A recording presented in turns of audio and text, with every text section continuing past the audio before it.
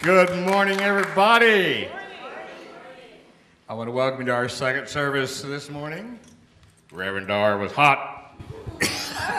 First service, was she not? Who was here for the first service? Yeah, right. She is great. Everybody say, Rethink Possible. Rethink Possible. Good, I stole that from AT&T, by the way. And I wish they would, because I live up on the hill up here, and we can't get AT&T up there. I gotta come down here to get AT&T. But yeah, they are. I'm sure they're working on that, and there is an answer. Everybody say there is an answer. There is an answer. There is an answer for them. There is an answer for you, no matter what your situation is in life. The main thing to understand is there is a power ready to back up your next idea of you, and it will do it without hesitation, without doubt, and without fear. There is one life. It is God. It is your life. It is everything. It is everywhere at once. It is infinite. It only had itself to make you out of. Therefore, everything you are is 100% it. And it, as you, will do anything you let it do. It will not do it for you, but it does it through you, and you direct it. I gave you a handout this morning, Law of the Servant of the Word. For the people on YouTube, I will share this with you, and then we will build from this. Dr. Holmes says in Law of the Servant of the Word, the subjective law of our being is the subject to our conscious use of it. Of this fact, psychology and mental science have ample proof. The subjective reaction to thought are not volitional.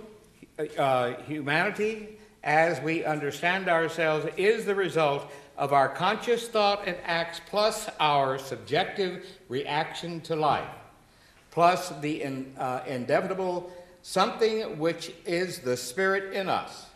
This spirit emerges through us, is aware of itself, and aware of us. Everyone say, God loves the world by means of me. God prospers my life by means of me. God is health by means of me.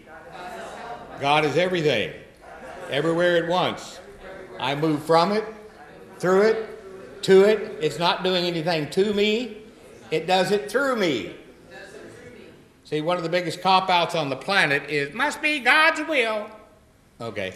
How many know people that are just copping out on themselves because no matter what happens, must be God's will, which means I'm not going to take responsibility for my life. Jesus said 2,000 years ago, it is done unto us as we believe. Not if we believe, but as we believe.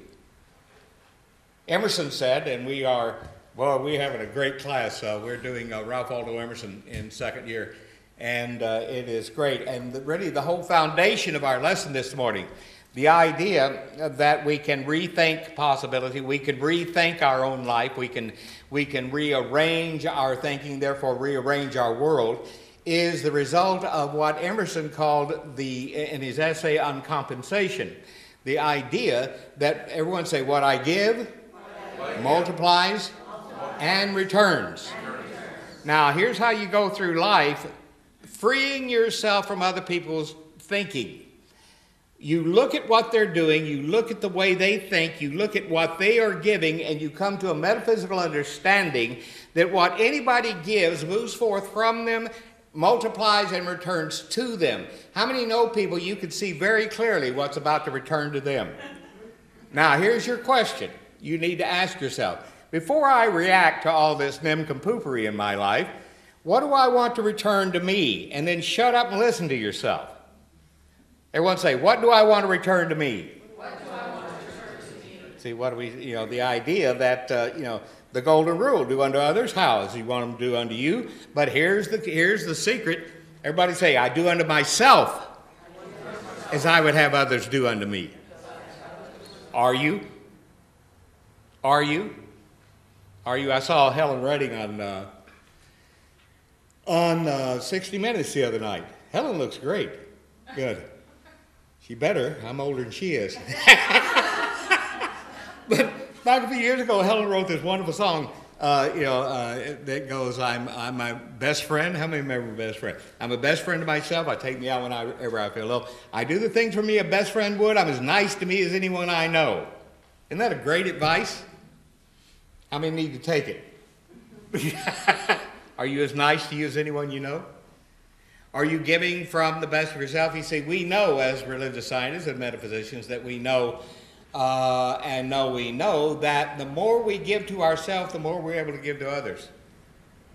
The more we love and support ourselves, the more we're going to be able to love and support everybody else. If you give more to the world around you, you're going to cave in on yourself. So our challenge is to do what?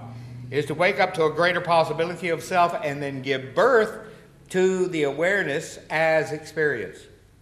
As experience. There's always an answer. There's always love and action if we look for it.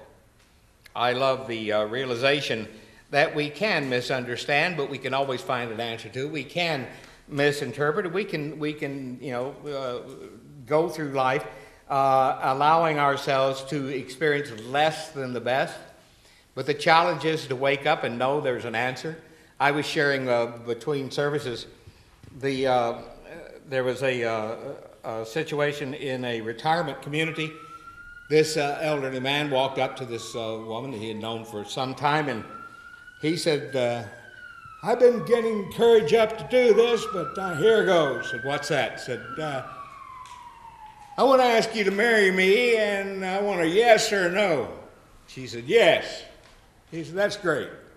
The next day he's thinking about it, and he says, can't remember what she said. So he sees her and he walks up to her and he says, yesterday I asked you to marry me. What'd you say, yes or no? She said, I said yes. He said, that's great. She said, I want to thank you for coming up and asking me. He said, why is that? She said, I forgot who asked me in the first place.